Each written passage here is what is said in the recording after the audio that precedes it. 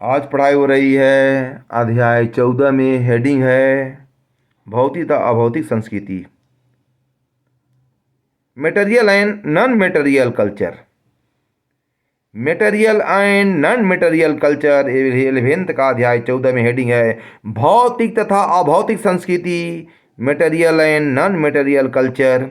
अकबर ने संस्कृति की प्रकृति को स्पष्ट करते हुए लिखा है कि इसे दो मुख्य भागों में बांटा गया है।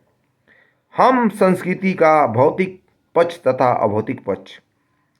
संस्कृति का भौतिक पक्ष तथा अभौतिक पक्ष हम दोनों पक्षों से स्पष्ट कर होता है कि हम कह सकते हैं कि ये दोनों पक्ष से स्पष्ट होता है, भौतिक अभौतिक पक्ष से यह स्पष्ट होता है कि संस्कृति के निर्माण में किन किन तत्वों एलिमेंट्स का योगदान रहा है, यानी कौन कौन तत्व का योगदान रहा है।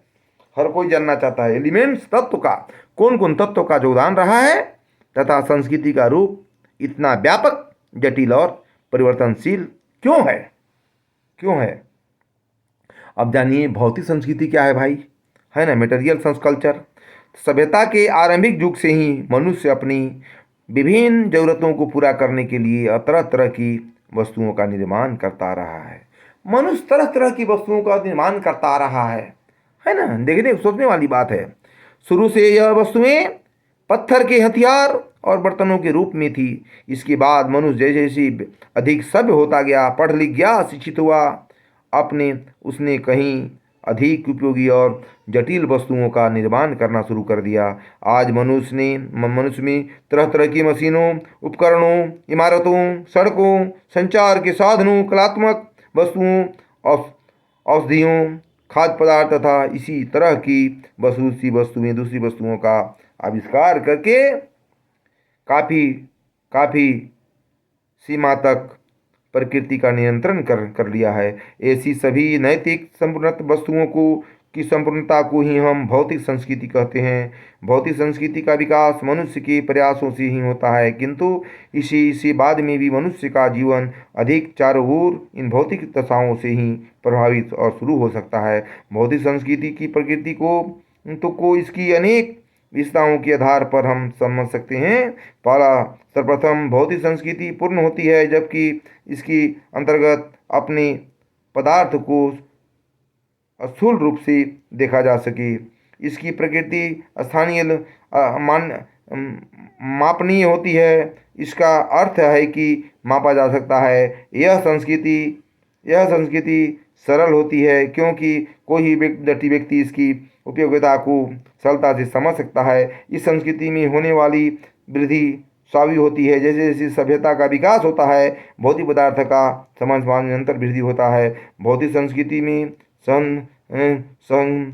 ग्रहणशीलता का गुण पाया जाता है। क्या ग्रहणशीलता का भौतिक संस्कृति में गुण पाया जाता है? गुण समझते हैं ना, गुण पाया जाता है।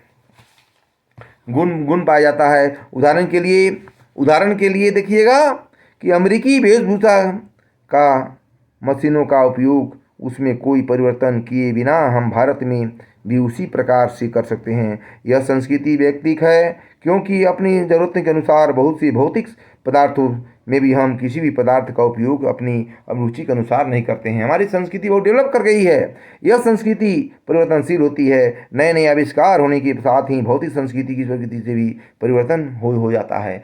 चेंजिंग आ रहा है, परिवर्तन हो रहा है। बड़े बड़े आविष्कार हो रहे हैं, बड़े बड़े कल कारखाने खुल रहे हैं। देखिएगा हमारे माननीय प्रधानमंत्री ने देश के लिए बड़े बड़े कारखाने, देखिए पहले पटवन जो सिंचाई का साधन था वो आपका हाथ से होता था, है ना। पहले आविष्कार नहीं हुआ था, लेकिन अब तो सिंचाई के साधन हो गए, मशीन से हो रहा है।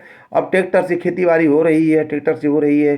पहले हल से होती थी। अब बहुत तरह की परिवर्तन हो गई है, चेंजिंग हो गई है। हमारी कल्चर संस्कृति, भौतिक संस्कृति बहुत डेवलप कर गई है। विकास के रास्ते में हमारे माननीय प्रधानमंत्री का विकास है। हमारे राज्य के मुख्यमंत्री का भी विशेष योगदान इसमें रहा है। अब देखिएगा भौतिक हो गया। अब अभौतिक संस्कृति, नॉन मेटेरियल कल्चर क्या है? यह संस्कृति का आंतरिक और अमुक्त पक्ष है। इस प्रकार से मनुष्य जिन विभिन्न विश्वासों, नियमों, विचारों प्रथाओं परंपराओं और शिष्टाचार के तरीकों से जीवन व्यतीत करता है, उन उन उन सभी के अभौतिक उन सभी को हम भौतिक संस्कृति का निर्माण होता है। शुरू में मनुष्य का जीवन बहुत ही कठिन था। वो धीरे धीरे तो थोड़ी सी समस्याओं और विश्वासों से ही जीवन व्यतीत कर रहा था। धीरे धीरे हम विश्वासों के विचार में लेकर हम आगे बढ़ते गए। बिल स्ट्रीट ने लिखा है कि आज अभौतिक संस्कृति का क्षेत्र इतना व्यापक है कि इसमें विभिन्न प्रकार के विश्वासों, जनरीतियों, लोकाचारों, पौराणिक कथाओं, साहित्य, वैज्ञानिक ज्ञान, कानूनों, प्रथाओं, संस्कारों, कर्मकांडों, शिष्टाचार के तरीकों और शिष्टाचार के नियम का सम्मिलित रूप दिखाई देता है। स्पष्ट है कि अभौतिक संस्कृति भी की यह विशेषता व्यक्तित्व के निर्माण में योगदान करती है। अभौतिक संस्कृति की विशेषताएं भौतिक संस्कृति की बिल्कुल अलग है। सर्वप्रथम अभौतिक संस्कृति अमुक्त होती है, जबकि इसमें संबंधित तत्वों को सम्मिलित के रूप से नहीं देखा जा सकता है। अमुक्त होने के कारण ही अभौतिक संस्कृति के कोई निश्चित माप नहीं होते हैं। तुलनात्मक रूप से अभौतिक संस्कृति इसीलिए अधिक होती है कि किसी भी विचार अथवा विश्वास में दूसरे की तुलना में अधिक कम उपयोगी नहीं होती है, और अभौतिक संस्कृति के विकास की कोई भी निश्चित सीमित दिशा नहीं होती। उदाहरण के लिए सभ्यता के विकास के बाद भी समाज की बहुत आगे बढ़ रही है। हम किसी भी दूसरे व्यक्ति की अभौतिक संस्कृति को विशुद्ध रूप से नहीं मान सकते हैं। हम आगे बढ़ रहे हैं, देश आगे बढ़ रहा है, डेवलपमेंट विकास के रास्ते में चल रहा है। अभौतिक संस्कृति के द्वारा समाज को आगे बढ़ाने के लिए रास्ते हम खरीद रहे हैं। विलियम ऑकबर्न ने भौतिक संस्कृति की अवधारणा से स्पष्ट प्रमाण निकाला है कि संस्कृति और समाज में होने वाले परिवर्तन के कारण ही स्पष्ट किया है कि इसके अनुसार व्यक्तित्व का विकास विचार, विश्वास तथा संस्कृति के नैतिक और अभौतिक दोनों का महत्वपूर्ण योगदान रहा है। लेकिन विभिन्न समाज में, विभिन्न सोसाइटी में कहीं भौतिक संस्कृति का महत्व अधिक होता है तो कहीं कम होता है। इससे स्पष्ट होता है कि भौतिक संस्कृति के आधार पर ही ऑकबर्न ने सामाजिक परिवर्तन की दशा को भी स्पष्ट किया है। उन्होंने बताया है कि भौतिक संस्कृति से होने वाले परिवर्तन बहुत तेज होता है। उदाहरण